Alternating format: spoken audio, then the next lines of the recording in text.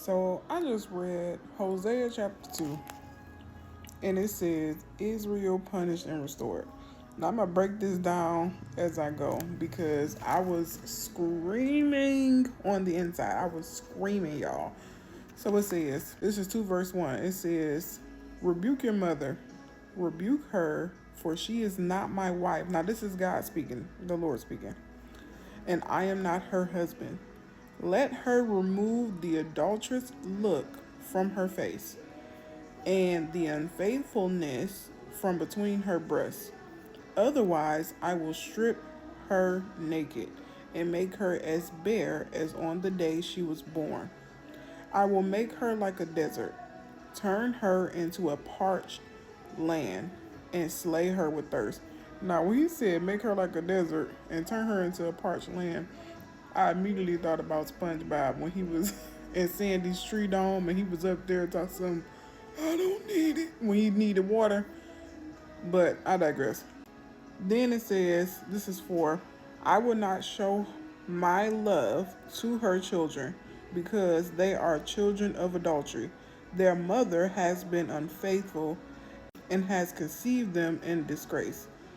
She said, okay, so wait, I'm gonna stop right there because when it says their mother has been unfaithful, now he's talking about Israel the whole entire time. He's talking about his people that he called to himself and how they are going to other gods, they worshiping other gods, they doing everything everybody else is doing in the world. They have left God. They went to go do their own stuff. They went to go be adulterers, liars, everything you could think of. This made me remember that when I was away from God, when I had left God, I was walking in disgrace. How we go and do things on our own and create things, but it's in disgrace because it's not aligned with God. Okay, so this is still 5. She said, I will go after my lovers who give me my food and my water, my wool and my linen, my olive oil and my drink. Therefore, I will block her path with thorn bushes. This is what God said. I will wall her in so that she cannot find her way. She will chase after her lovers, but not catch them. So you will keep going after all these things, new age, men, everything you can think of. And guess what? You would not grasp it. You would not catch it. Every time you think you get a little closer, it's going to require more and more and more and more. You will never be satisfied, y'all. I was screaming when I was reading this. Screaming. So then it says she will look for them, but not find them. Then she will say, I'll go back to my husband as at first, for then I was better off than now. So then she realized she was better off with her husband the first time, her first husband, her first love. Then it says, she has not acknowledged. Now, this is God speaking again. She has not acknowledged that I was the one who gave her the grain, that I was the one who gave her the new wine and oil, who lavished on her silver and gold, right? Which they use for Baal. Now, for those who don't know what Baal is an entity or deity that everybody was worshiping. Everybody was worshiping Baal in these other lands and stuff. And Israel was too.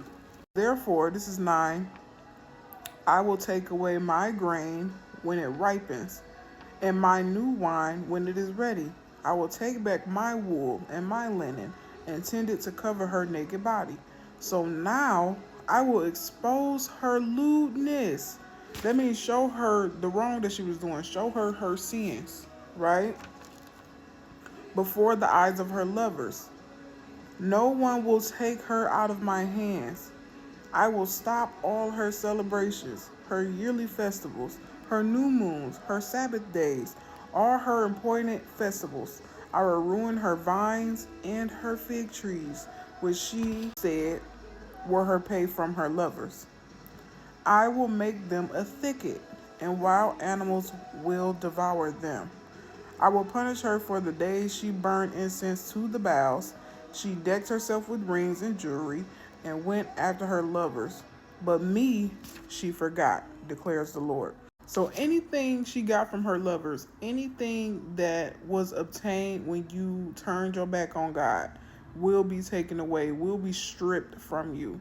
Whatever it is, whatever sin it is, um, whatever type of spirituality or whatever you feel like you learned somewhere else, it will be stripped from you. This is 14.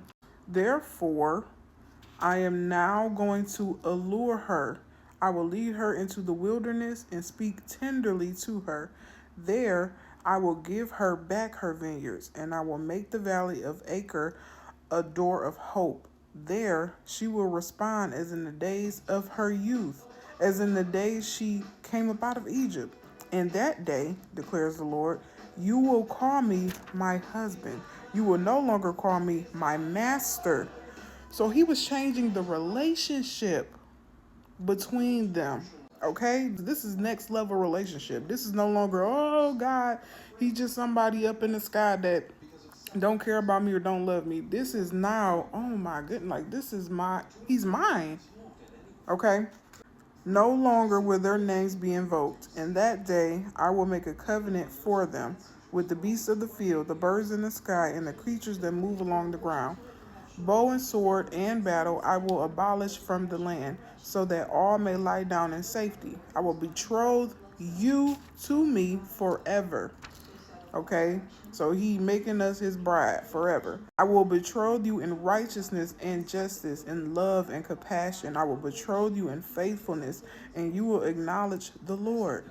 In that day, this is 21, I will respond, declares the Lord. I will respond to the skies, and they will respond to the earth, and the earth will respond to the grain, the new wine, and the olive oil, and they will respond to Jezreel. I will plant her for myself in the land. I will show my love to the one I called, not my loved one. I will say to those, not my people, you are my people. And they will say, you are my God. Y'all, this came back around full circle. This came back around full circle.